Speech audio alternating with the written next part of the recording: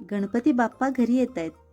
तर मग गणपती बाप्पाचे स्वागत मस्त लुसलुशीत चवदार अशा उकडीच्या मोदकाने करूयात.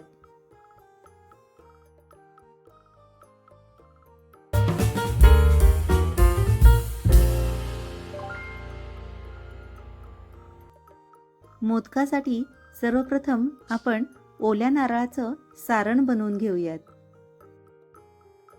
त्यासाठी 1 चमचा तूप घ्या. ताजा खोवलेला ओला नारळ 2 कप घेऊ. हा खोबऱ्याचा खीस थोडा वेळ तुपावर परतून घेऊ.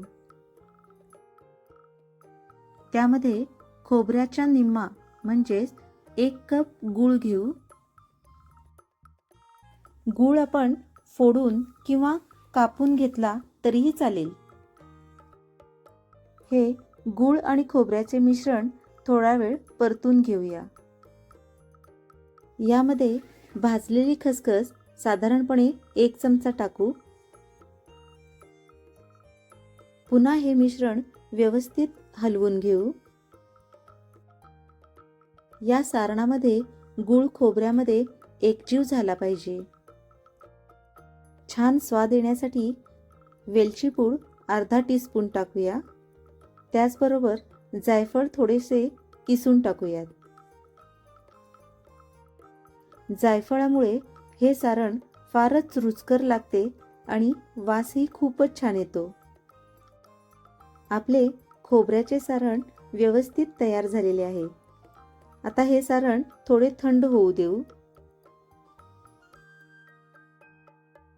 हे सारण थंड होऊपर्यंत आपण मोदकाची उकड करून घेऊ. तांदळाच्या पिठाची उकड करण्यासाठी जेवढे आपण तांदळाचे पीठ घेणार आहे तेवढ्याच प्रमाणात पाणी घेऊ.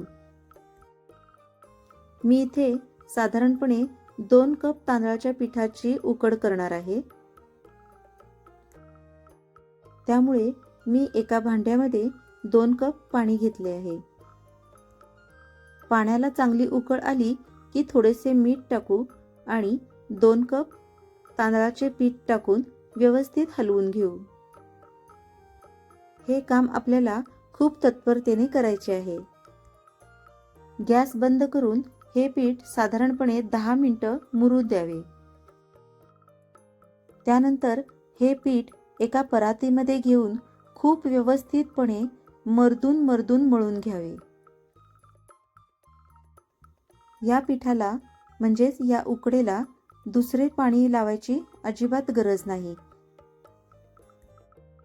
ह्या उकडेचा व्यवस्थित मर्दून व्यवस्थित मऊ असा गोळा करा. चांगले व्यवस्थित मर्दून झाल्यानंतर त्याचा एक छोटा गोळा घेऊ. प्रत्येक छोटा गोळाही आपल्याला खूप छान पद्धतीने मळून एकदम मऊ करून घ्यायचा आहे.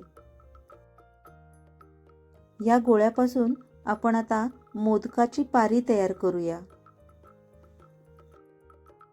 हाताला थोडेसे तेल किंवा तूप लावून व्यवस्थित मोदकाची पारी तयार करून घेऊ. फुलाप्रमाणे या मोदकाला आपण व्यवस्थित अशा पाकळ्याप्रमाणे आपण आकार देऊन घेऊ. मोदकाला आकार कसा द्यायचा मी इथे दाखवत आहे. व्यवस्थित पाहून घ्या. अतिशय सोपी अशी ही पद्धत आहे.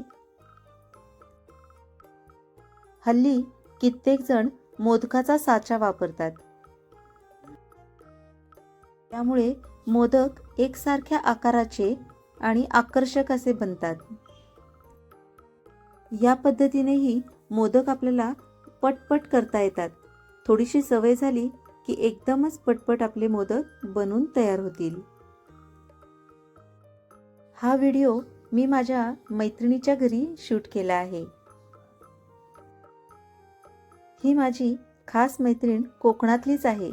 त्यामुळे तिने हे मोदक किती व्यवस्थित छान पद्धतीने करून दाखवले आहेत.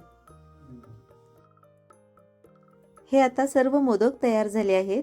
चला तर मग आपण हे मोदक वाफवून घेऊ.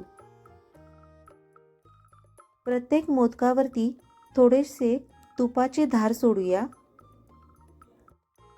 तुपाच्या धारेबरोबरच आपल्याला प्रत्येक मोदकावरती केशरचे दूधही आपल्याला सोडायचे आहे. त्यामुळे मोदक खूपच आकर्षक आणि सुंदर दिसतात. या पद्धतीने उकडीचे मोदक नक्की ट्राय करा.